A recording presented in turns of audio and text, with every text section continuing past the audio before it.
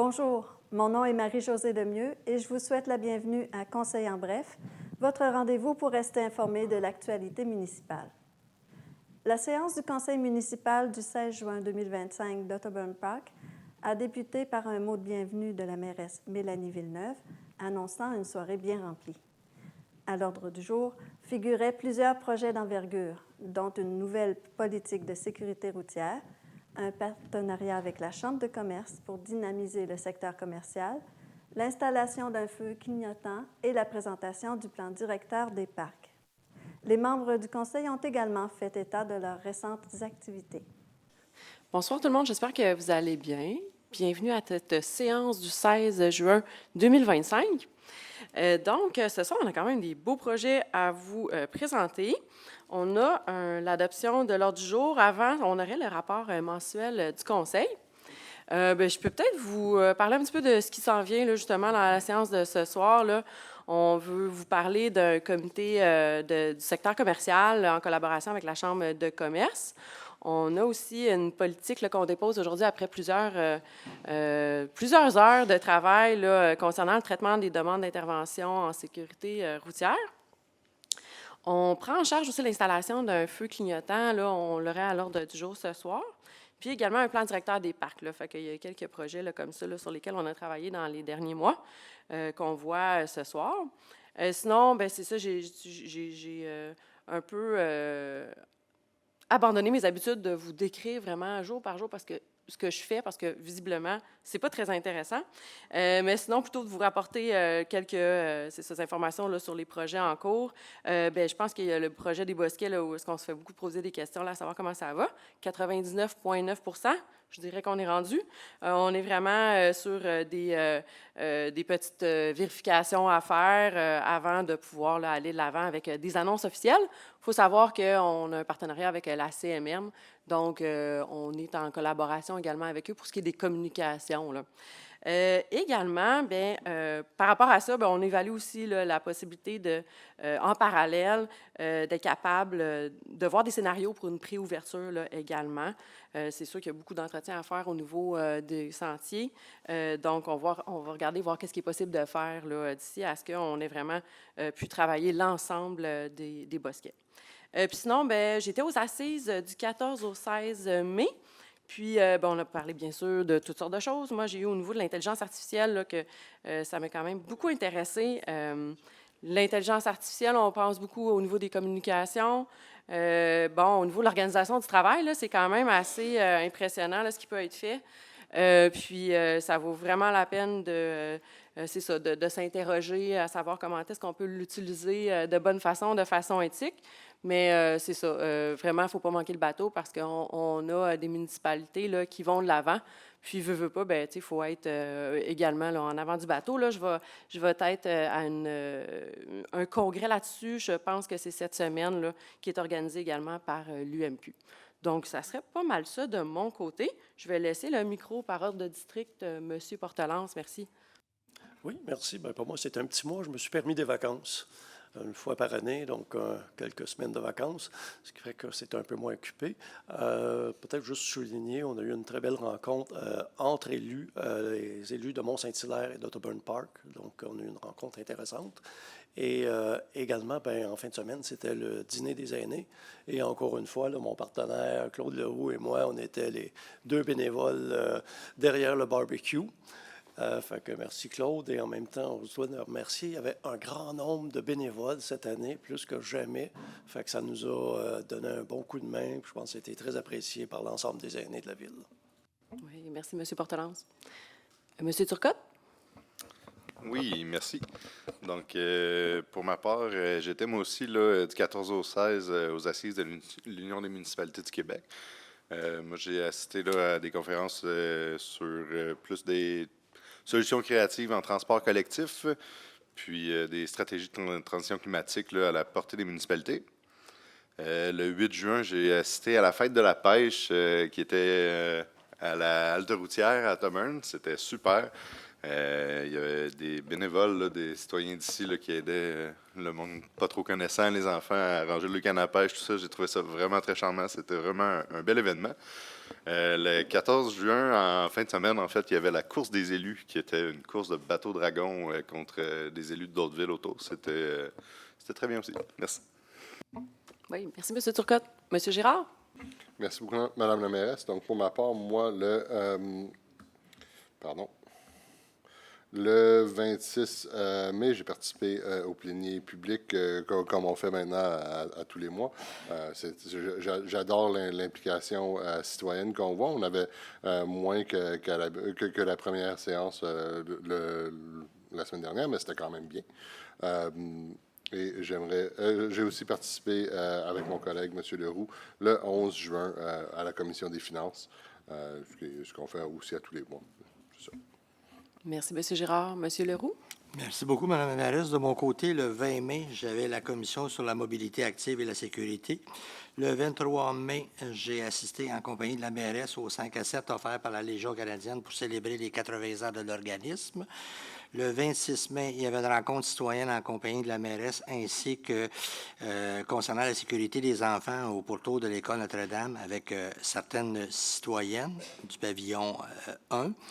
Le 4 juin, j'ai rencontré avec certains membres de l'administratif concernant le contrat avec Pointe-Valène. Le 5 juin, rencontre en Zoom avec certains membres de l'administratif concernant le plan stratégique sur la circulation. Le même jour, j'ai assisté à Pointe-Valène au lancement de la route bleue. Et le 9 juin, il y avait le plénier public. Le 10 juin, rencontre collègues du Conseil, la DG et l'urbanisme pour discussion sur l'implantation de commerce dans notre ville en lien avec le plan économique. Et le même jour, j'avais la commission sur les communications.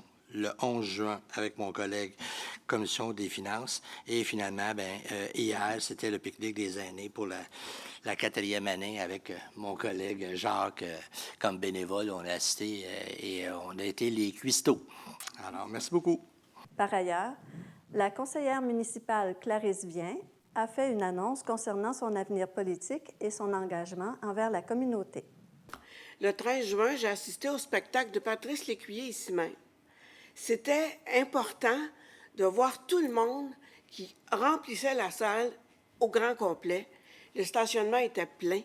Alors, je me dis, l'élan de spectacle de cette nature a un impact important pour le rayonnement de la ville et aussi l'accès à avoir un spectacle de qualité.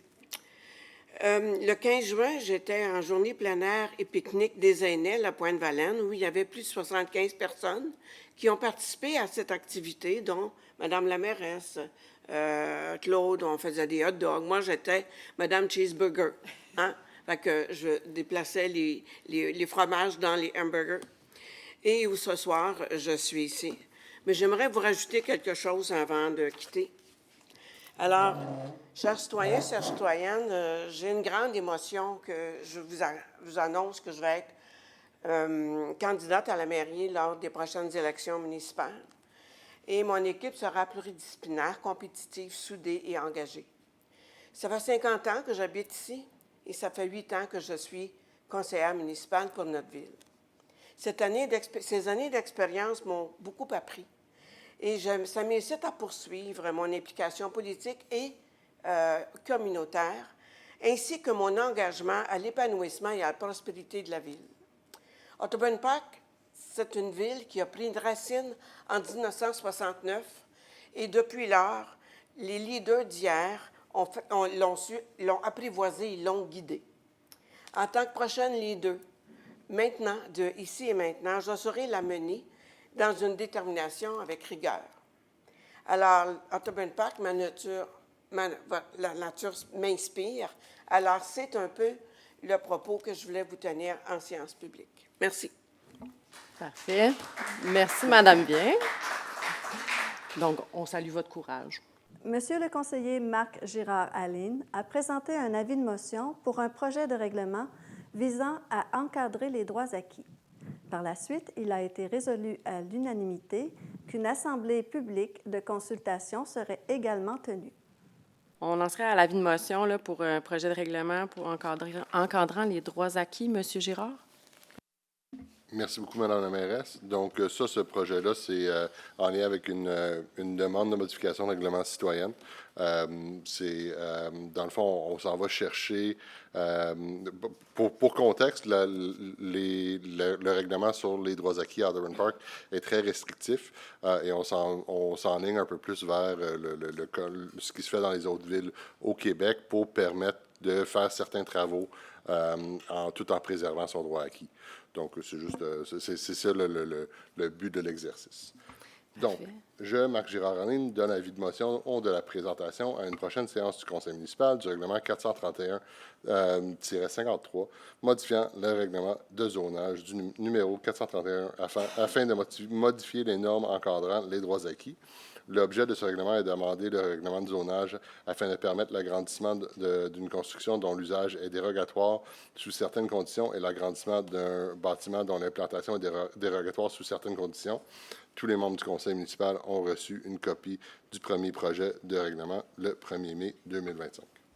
Parfait. Merci, M. Girard. Il y aurait la présentation de ce projet de règlement. M. Girard, vous pouvez poursuivre. Donc, je, Marc Girard-Raline, présente et dépose le premier projet de règlement numéro 431-53, modifiant le règlement de zonage numéro 431 afin de modifier les normes encadrant les droits acquis. L'objet de ce règlement est d'amender le règlement de zonage afin de permettre l'agrandissement d'une construction dont l'usage est dérogatoire sous certaines conditions et permettre l'agrandissement d'un bâtiment dont l'implantation est dérogatoire sous certaines conditions. Merci. Et il y en a un dernier pour ce sujet-là. On a une assemblée publique là, de consultation là, pour ce type de règlement.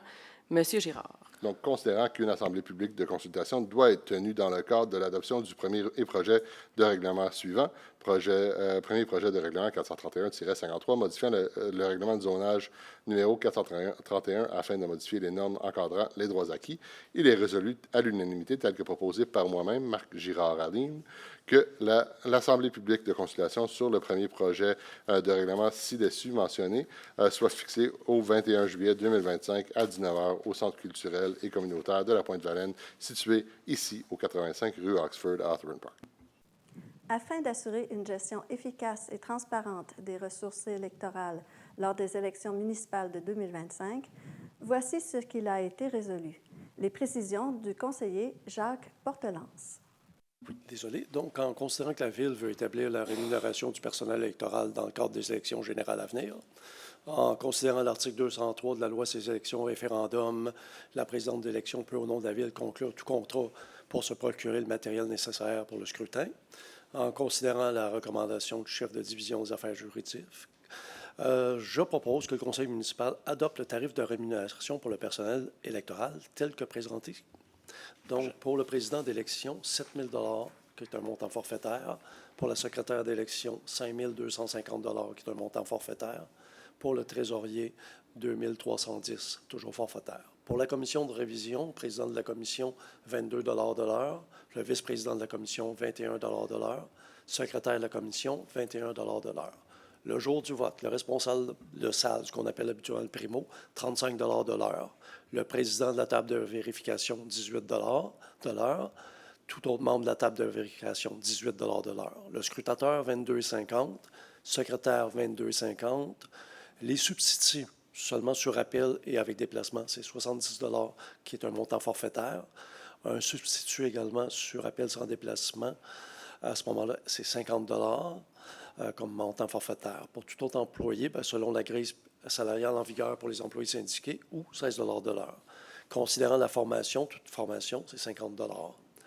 Que les fonds nécessaires au paiement de la dépense soient financés par le poste fonds réservés aux dépenses électorales, que Mme Chantal Malenfant soit nommée secrétaire d'élection par la présidente d'élection.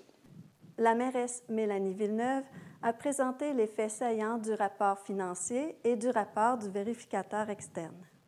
Chers citoyennes et citoyens, membres du conseil municipal, conformément à l'article 105.2.2 de la loi sur les cités et villes, je vous présente les faits saillants du rapport financier de la Ville d'Otterburn Park pour l'exercice 2024 et du rapport de l'auditeur indépendant pour la même période. Donc, en plus des activités de la Ville d'Otterburn Park, le rapport financier consolidé tient compte des données financières des organismes partenaires de la Ville. Vous allez les reconnaître.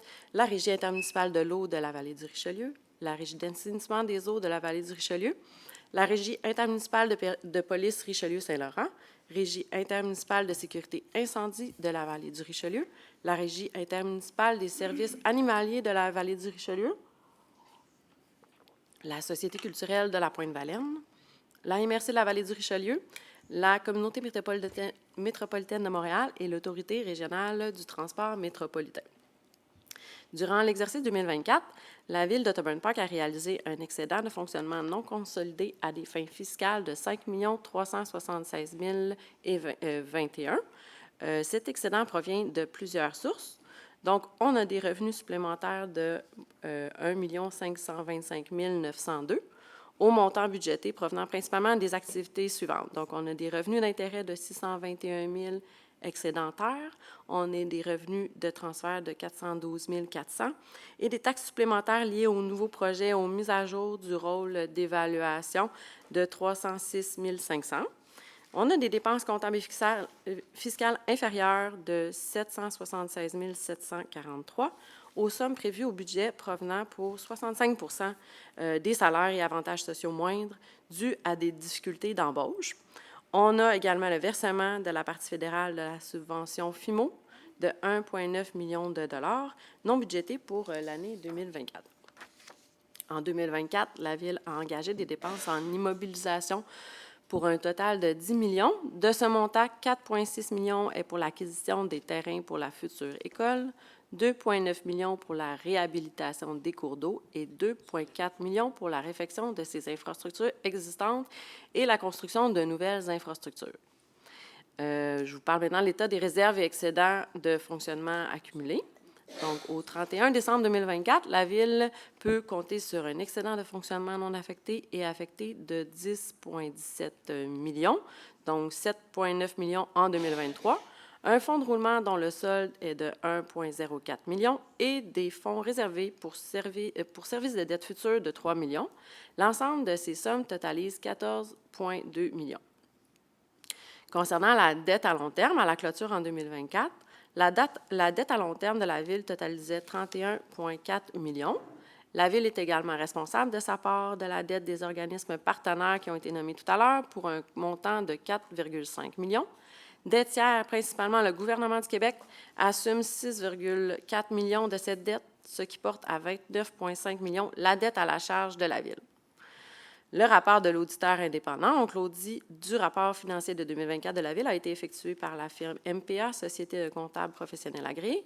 Suivant leur opinion, à l'exception de la réserve dans le cadre de l'application du nouveau chapitre SP 3280, obligations liées à la mise hors service d'immobilisation, les états financiers de la Ville donnent, dans tous leurs aspects significatifs, une image fidèle de la situation financière de la Ville d'Otterburn Park au 31 décembre 2024, ainsi que des résultats de ses activités conformément aux normes comptables canadiennes pour le secteur public. Donc, on a reparlé encore cette année de la fameuse réserve là, qui est nommée obligation liée à la mise hors service d'immobilisation.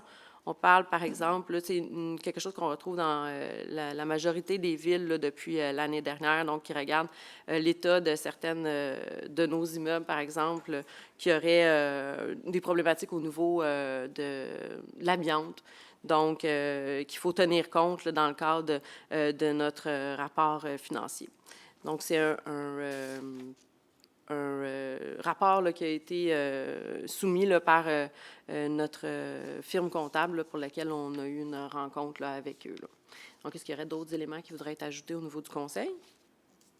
C'est bon pour tout le monde? C'est tout simplement déposé à ce moment-là. Pour terminer, un mandat visant la prise en charge du futur projet d'installation de feux rectangulaire à clignotant rapide à l'intersection du chemin des Patriotes et de la rue Connotte a été adopté suite au vote. À 9.4, c'est pour l'autorisation pour une prise en charge de mandat au ministère des Transports et de la Mobilité durable. J'en ai mentionné un petit bout tantôt. Monsieur Leroux? Merci beaucoup. Alors, comme vous l'avez mentionné, effectivement, c'est considérant la recommandation du chargé de projet visant la prise en charge du futur projet d'installation de feux rectangulaires à clignotement rapide, ce qu'on appelle le FRCR, à l'intersection du chemin des Patriotes, la route 133 et la rue Connotte.